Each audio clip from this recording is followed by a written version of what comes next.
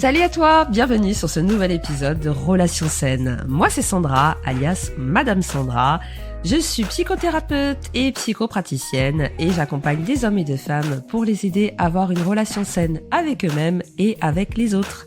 Ma spécialité, c'est aussi les relations toxiques, pareil, celles que tu peux avoir avec toi mais aussi avec les autres. Les pervers narcissiques, les manipulateurs, bref, tout ce qui peut te détruire en relation. Je suis là pour t'amener vers la reconstruction et te permettre de construire une relation saine avec toi et avec les autres parce que je sais d'expérience que ce n'est pas quelque chose de facile. Ça demande beaucoup de travail, parfois même d'être accompagné. Donc comme je sais que tout le monde ne peut pas forcément s'offrir les services d'une thérapeute, je propose du contenu à travers ce podcast, mais aussi des capsules de psychologie accessibles sur TikTok et sur Instagram. Donc si c'est la première fois que tu arrives par ici, bienvenue. Et aujourd'hui, j'ai envie qu'on parle d'un sujet qui est clairement lié à ça, la dépendance affective. C'est parti, installe-toi, prends ton petit café, une petite infusion, on y go. J'ai envie de te parler de ça parce que la dépendance affective, parfois on pense savoir ce que c'est et finalement on ne sait pas ce que c'est. Ou on se dit, voilà, je suis dedans, mais voilà, c'est comme ça, c'est la vie, ainsi va la vie. Mais non, je suis pas complètement d'accord. Je crois que la dépendance affective peut te détruire à petit feu, détruire ta relation avec toi et détruire ta relation avec les autres. Donc oui, il est temps de mettre des mots dessus, il est temps de je dirais pas forcément de te débarrasser de ça parce que c'est pas quelque chose qui est posé sur ton épaule, mais au moins d'avoir conscience réellement de l'impact de la dépendance affective sur ta vie. Et pour ça, je vais aussi te parler de certaines anecdotes me concernant parce que je suis une ancienne dépendante affective, clairement, et te donner un petit peu la racine de tout ça. Tu te retrouveras peut-être dans mon histoire, qui sait. Mais l'idée, c'est qu'au bout de ce podcast, tu puisses te dire, ouais, il est temps que ça s'arrête, clairement. Alors, donc moi, pour faire court, j'ai vécu pendant une bonne dizaine d'années dans une relation toxique, plus exactement avec une personne perverse narcissique, donc manipulation, emprise psychologique, violence psychologique également, donc c'était pas tout rose, t'imagines bien. Et comme beaucoup de personnes qui ont vécu quelque chose de similaire, ça part souvent de la même racine, soit il y a un terrain empathique plus qui fait qu'effectivement tu t'adaptes tellement que tu finis par être comme modelé par l'autre. Il peut y avoir un terrain de manque d'amour de soi, donc de self-love, parce que quand on ne s'aime pas assez, on ne sait pas comment on doit être aimé. Et il peut également avoir un terrain de dépendance affective. Il y en a d'autres des terrains, mais là ce sont les trois qui vont être intéressants pour notre épisode. Et donc ce terrain de dépendance affective va faire que comme tu as besoin de l'autre pour respirer, pour te sentir exister, pour... Ouais, c'est ça, c'est-à-dire que t'as besoin de l'autre pour mettre un pied devant l'autre. Donc, ça donne un certain pouvoir à cette personne et qui, très souvent, l'utilise pour te détruire. Alors, bien sûr, tout le monde n'est pas pervers narcissique, faut arrêter avec ça, parce que... Et puis d'ailleurs, en psychologie, on parle de troubles de la personnalité narcissique, mais bon, on fait un petit raccourci parce que voilà, c'est plus instagrammable, c'est plus rapide, mais c'est surtout ça. Il y a des personnes qui ont un certain niveau de perversion, enfin du moins un certain niveau de trouble de la personnalité narcissique, et comme c'est un petit peu plus subtil, bah, tu te dis juste que il ou elle est comme ça, mais ça te fait quand même mal, quoi. Voilà.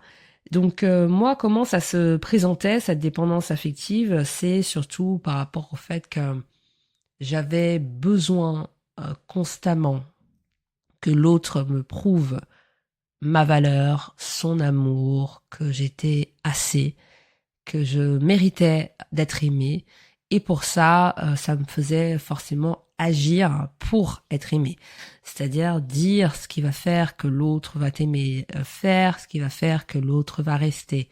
Ne pas dire ce que l'autre ne pourrait pas apprécier par peur que celui-ci ne m'aime plus et qu'il s'en aille. Ça se présente aussi par au quotidien le fait aussi de sentir ce vide, cette douleur quand l'autre ne donne pas signe de vie. Ça m'a inspiré aussi la dernière capsule que j'ai mise sur Instagram. Donc là on est 19 septembre, donc certainement Si je te donne la date, enfin en tout cas si tu vas sur mon Insta ou sur TikTok, sur la miniature, il y a marqué dépendance affective expliqué en 1 minute. C'est ce truc de, voilà, je pouvais par exemple si j'envoie un message, un SMS à 8h et que du coup la personne avec qui j'étais en relation à ce moment-là ne me répondait pas ou allait laisser le message en vue, je voyais ça automatiquement comme un abandon. Je me disais ça y est, il voit quelqu'un d'autre, il ne m'aime plus, mon message il était nul, il se détache, je vais le perdre. Enfin, ça allait à une vitesse dans ma tête. Je me dis mais pourquoi, mais qu'est-ce qu'il fait?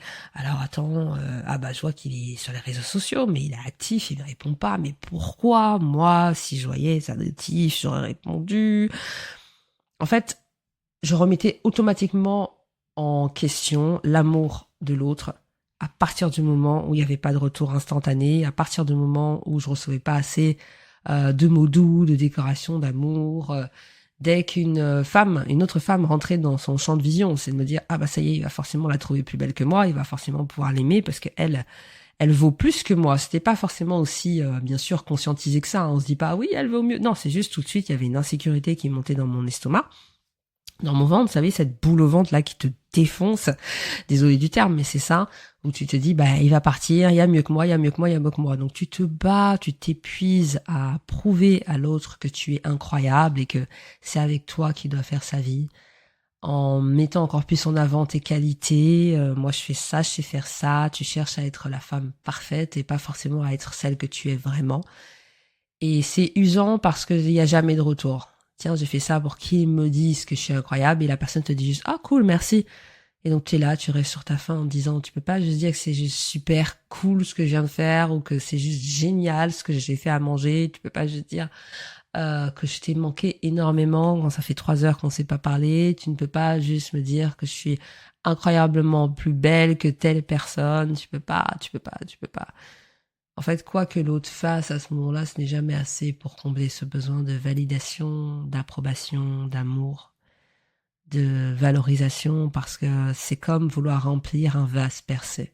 Tu mets de l'eau dedans, mais l'eau va toujours... il y aura toujours besoin d'eau puisque le vase, il est percé. L'homme peut te montrer tout l'amour du monde, ou une femme, si t'es un homme, tu vois. Ce sera jamais assez. Et que même quand l'autre te dit « je t'aime », tu es la meilleure personne que j'ai rencontrée. Voilà, ça peut être des phrases plutôt vraiment bienveillantes, romantiques, etc. Il y a cette petite voix dans ta tête qui dit il est en train de mentir, il veut me la mettre à l'envers. Et c'est là où la phase d'auto-sabotage de la dépendance affective se réveille, parce que plutôt que de dire ah il a enfin dit ce que j'attendais, c'est plutôt ouais t'es en train de me dire ce que je veux entendre, hein, t'es un peu un arracheur dedans là, t'es en train de vouloir me la mettre à l'envers.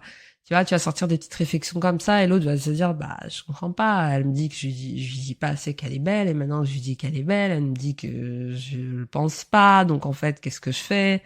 Donc, ça donne une charge mentale à celui en face parce qu'il n'arrive pas à suivre, quoi. Qu'est-ce que je suis censée faire pour pouvoir montrer, expliquer à cette femme que je l'aime? Moi, j'ai justement un client qui m'a contacté récemment parce qu'il m'a dit voilà, j'ai vu que vous étiez thérapeute, moi ma copine je l'aime énormément, mais j'ai l'impression que c'est jamais assez. Et elle remet en question la relation tout le temps, elle remet en question mes sentiments. Qu'est-ce que je dois faire quoi, parce que je l'aime vraiment, mais je sens que voilà, c'est peut-être une forme de dépendance affective. Donc il était vraiment embêté.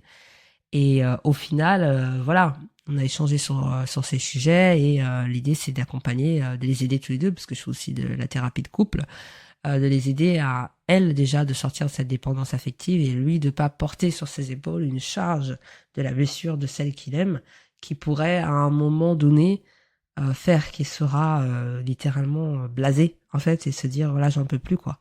Vu que ce que je te donne c'est pas assez, bah voilà, faut peut-être que je parte, peut-être qu'il y en a une autre qui verra que je suis un gars bien et à qui je serais pas obligée de faire 50 danses de la pluie pour être finalement validée. Donc et là le risque c'est que finalement quand tu es face à quelqu'un qui a vraiment envie de t'aimer et que au final toi tu le rejettes parce que tu lui demandes un niveau d'amour et que quand tu le donnes tu n'arrives pas à le recevoir, ça détruit la relation. Et qu'on se dise, la dépendance affective, c'est une drogue comme une autre, c'est une dépendance. Donc, malheureusement, ce n'est pas de l'amour. Et c'est ça, c'est que accepter que la dépendance affective n'est pas de l'amour, c'est accepter que potentiellement la personne que tu veux absolument amener à toi par ton comportement n'est peut-être pas la personne que tu aimes. Tu me suis? Encore une fois, je ne te juge pas. Je ne te juge pas du tout parce que on choisit pas d'être dépendant affectif. Par contre, quand on a compris qu'on est dans ça, il est de notre responsabilité de travailler dessus.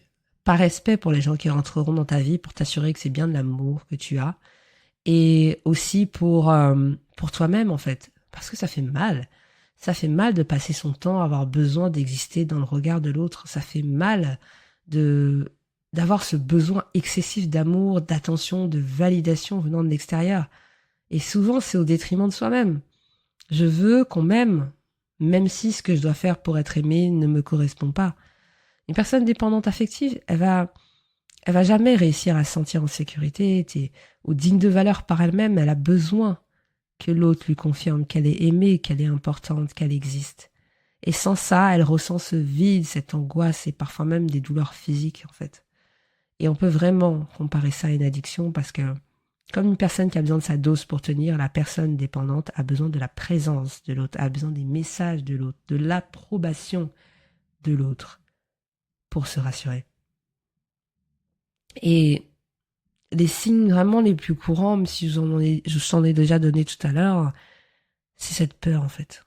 Cette peur intense tout le temps de l'abandon, du rejet. T'as tellement peur, comme une épée au-dessus de ta tête qui te dit à quel moment il va voir qu'en fait je ne suis que moi et que je ne vaux rien. T'as tendance tellement à t'oublier pour plaire à l'autre que il y a des moments même tu es fatigué, tu ne sais même pas pourquoi. En fait, t'es fatigué parce que c'est tellement fatigant d'être quelqu'un d'autre pour être aimé. T'as cette difficulté, cette complicité, oui, là, cette complicité, oula, c'est compliqué, voilà, pour toi de poser tes limites, parce que t'as tellement peur de décevoir, tellement peur qu'ils s'en aillent et que ils te disent, oh non, cette limite-là, elle me plaît pas, donc tu vas pas prendre le risque, donc tu ne vas pas t'exprimer. T'as ce besoin constant d'être rassuré, d'être validé, d'être choisi. Choisis-moi, dans son regard, chaque matin, dans chaque silence, est-ce qu'il me choisit encore? T'as le sentiment de ne pas exister sans relation amoureuse, sans quelqu'un qui te donne de l'attention, sans quelqu'un qui te donne l'heure, en fait. Et c'est tellement, tellement usant. Et à un moment donné, t'as ce déclic. On en parlera plus tard. Mais tu me diras, mais pourquoi je suis comme ça? Pourquoi je vis ça? J'en peux plus, quoi. Bah, la dépendance affective, ça prend souvent sa racine dans l'enfance, comme beaucoup de choses, hein. Quand t'as eu un manque d'amour, d'attention, de sécurité émotionnelle. Tes parents étaient peut-être pas, c'est pas qu'ils étaient pas aimants, mais il y a vraiment des moments où tu avais besoin d'avoir de l'attention, de l'amour, mais t'en as pas eu. Tu avais besoin de te sentir en sécurité, sentir que tu pouvais compter sur eux, qu'ils ne t'abandonneraient pas, mais tu l'as pas eu. Tu vas avoir eu des parents plutôt absents, même émotionnellement, ou qui ont été très critiques ou très instables, qui t'ont fait comprendre que l'amour, ça se mérite. C'était que quand tu faisais les choses bien, que tu sentais que t'étais aimé, et quand t'avais une petite faille, tu faisais une bêtise, il y avait mort d'homme, et donc tu sentais ce détachement émotionnel, et donc tu l'as associé à ok, quand je suis pas parfait, on ne m'aime plus. Alors que les parents sont censés te donner un amour inconditionnel, tu vois. Ça vient aussi de blessures d'abandon, hein, comme je te disais, de rejet ou d'humiliation. Tu peux avoir des parents qui t'ont humilié, ou dans l'enfance, des gens autour de toi qui t'ont humilié, même des copains, copines, mais ça t'a marqué parce que tu avais quand même de l'amour pour eux. Et toutes ces expériences font croire à l'adulte que tu es aujourd'hui qu'il doit chercher à l'extérieur ce qu'il n'a pas reçu à l'intérieur. Ça devient ta vérité. Tu dois aller chercher la validation à l'extérieur, le respect à l'extérieur, l'amour, être vu, etc. à l'extérieur. Parce que tu ne l'as pas reçu à l'intérieur. Et pourquoi c'est dangereux? Parce que la dépendance affective, ça attire souvent des relations toxiques. Quand on a peur d'être seul, on accepte tout. Pour preuve, j'ai accepté pendant une dizaine d'années des comportements, des phrases, des gestes que je n'aurais jamais dû accepter, tu vois. Tu tolères l'intolérable, tu restes avec quelqu'un qui te fait du mal plutôt que d'affronter cette solitude, d'affronter le fait de dire je vais devoir me suffire, je vais devoir être assez, je vais devoir m'aimer, je vais devoir me valider, je vais devoir me regarder, je vais devoir être légitime pour moi-même, etc. Et ça, je sais que ce n'est pas évident du tout. Mais vraiment, pas du tout. Parce que quand tu as été habitué autant d'années à fonctionner comme ça, tu te dis, je suis comme ça. J'aime intensément. C'est pas de l'amour, ma belle ou monsieur. C'est pas d'amour. C'est pas que t'aimes intensément. C'est que tu as soif d'amour intensément. Une soif d'amour extérieur intense. Ce qui n'est pas la même chose. Aimer intensément, c'est pas ça. Aimer tout court, c'est pas ça. La clé de sortie de cette situation, ça va être de travailler déjà sur ton estime de toi, d'apprendre à te donner l'amour que t'attends des autres, à te reconnecter avec tes besoins, à apprendre à poser tes limites, apprendre à savourer ta propre compagnie et à ce que ce soit assez, que ce soit agréable de partager avec l'autre, mais que ce soit avant tout agréable de partager avec toi, avec toi-même. Ça va être d'accepter l'amour sain, que l'amour sain commence par toi. La dépendance affective, c'est pas des métros, hein. J'insiste encore une fois. Pendant longtemps, je me disais non, mais c'est parce que moi j'ai un grand cœur, parce que j'aime beaucoup, j'aime. Non, non, non. La dépendance affective, c'est s'oublier pour être aimé. Et la guérison, elle commence quand tu te choisis toi-même. Et je sais, et encore une fois, j'insiste, je sais que ce n'est pas facile. Mais je suis la preuve vivante, entre guillemets, que c'est possible d'en sortir. Parce qu'aujourd'hui, j'en suis sortie. Aujourd'hui, je sais aimer sainement. Aujourd'hui, j'aime l'homme que j'aime sainement. Je suis heureuse seule et je suis heureuse à ses côtés. Je sais que l'amour que je m'apporte est une jauge. C'est pas son amour qui est une jauge. Tu vois la différence? C'est-à-dire que par rapport à l'intensité de l'amour que je suis capable de me donner aujourd'hui, je suis capable de reconnaître que l'amour qu'il me donne est sain. Parce que l'amour que je me donne est sain. Tu vois le truc? Et c'est pour ça que oui, aujourd'hui, tu retrouveras dans la description du podcast ou directement sur Insta, moi je propose un accompagnement justement pour aider des hommes et des femmes à sortir de la dépendance affective. Donc c'est sur différents rendez-vous. Certaines personnes prennent le pack de 5 rendez-vous pour que vraiment en 5 étapes, on puisse travailler ensemble sur ça parce que on peut avoir un problème ciblé. Moi, j'aime bosser sur des problèmes ciblés avec les gens, ce qui permet vraiment de se dire, tu prends pas rendez-vous avec moi juste pour faire joli. Moi, j'ai besoin que les gens n'aient plus besoin de moi. Je me dis pas, j'ai envie de bosser avec toi pendant 25 ans. Bien au contraire, dès qu'on me dit Sandra, j'ai plus besoin de toi, je me dis, ouais, ça veut dire que j'ai bien bossé. Et c'est une vraie satisfaction incroyable et j'adore ça, tu vois. Donc, ça commence par reprendre confiance en soi, on bosse là-dessus, identifier ses qualités, ses réussites, etc. Ça va être ensuite d'apprendre à s'aimer soi-même. Pareil, step by step, pas à pas, par où commencer. Je dis pas aux gens juste apprends à t'aimer. Non, non, on fait le taf qui va avec. À reconnecter avec tes besoins, à apprivoiser ta solitude et à ne plus l'avoir comme un ennemi. Tu vois, là on est 1, 2, 3, 4, tu vois, les étapes. Et la cinquième étape, c'est surtout cette mise en pratique, en particulier dans la vie de tous les jours, et comment ne pas rechuter. Parce que oui, quand on a été dépendant, c'est un peu comme quand on a été un ancien alcoolique en vrai. C'est-à-dire qu'il y a des petites situations qui vont un petit peu réveiller cette part de toi. Et forcément, ça peut être problématique. Et comment apprendre à dealer avec ça, c'est ce que j'apprends aux personnes qui bossent avec moi, tout simplement.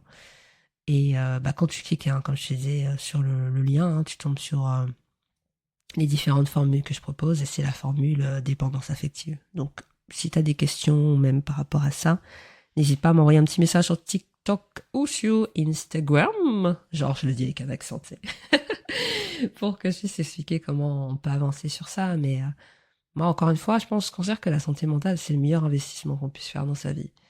Mais j'essaye quand même de rendre mes accompagnements accessibles aussi. Bon, après, ça ne veut pas être à 0 € forcément, parce que c'est du temps, c'est du travail, c'est une implication. Parce que je connais les parcours des différentes personnes que j'accompagne par cœur, quoi. Je dis pas, bon, on avait dit quoi déjà la semaine dernière? Non, non, je sais à qui je parle, je sais ce que la personne vit, où elle en est, et on avance. Et je me dis que quand tu arrives à sortir de ce genre de choses, quand tu n'es plus dépendant affectif, quand tu te choisis, quand tu t'aimes suffisamment, quand tu es ta jauge, quand tu te respectes, te valorises, quand tu te vois enfin, quand tu te choisis, ta vie prend un autre tournant. Et c'est pas un changement.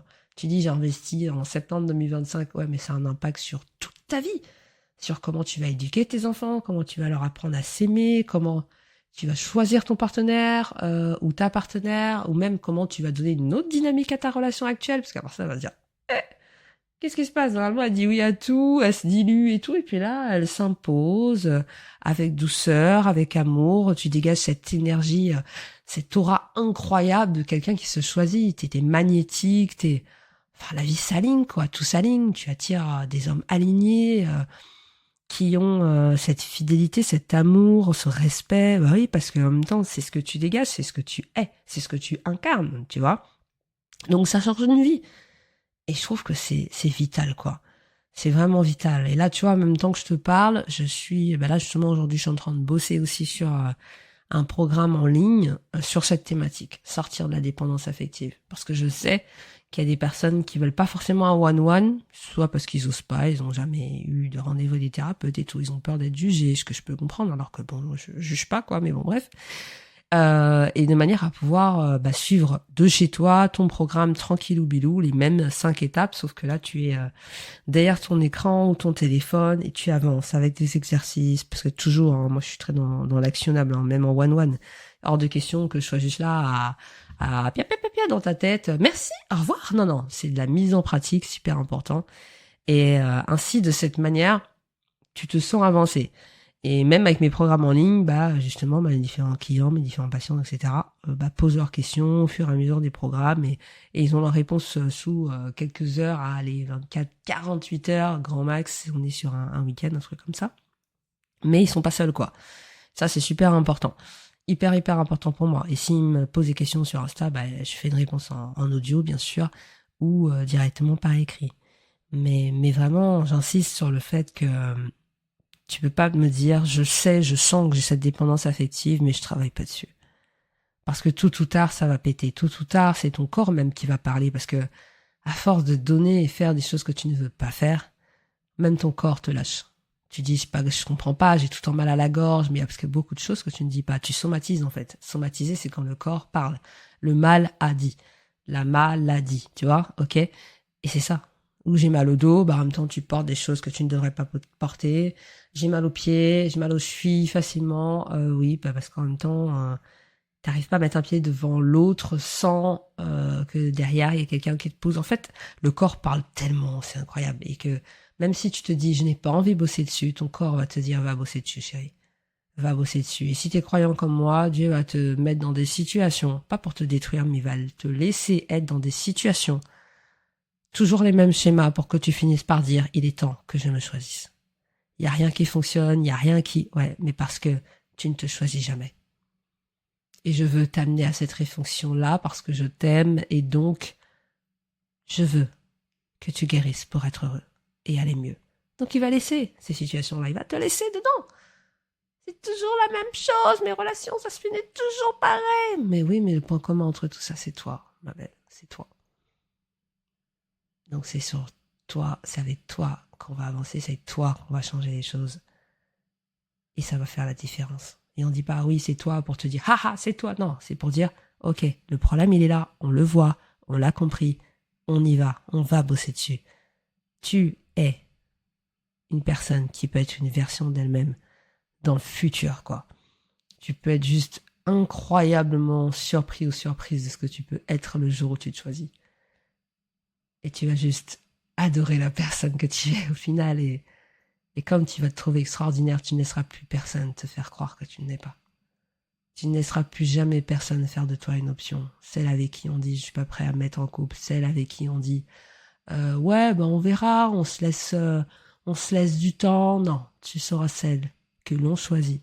Parce qu'avant tout, tu seras celle ou celui qui sait choisir.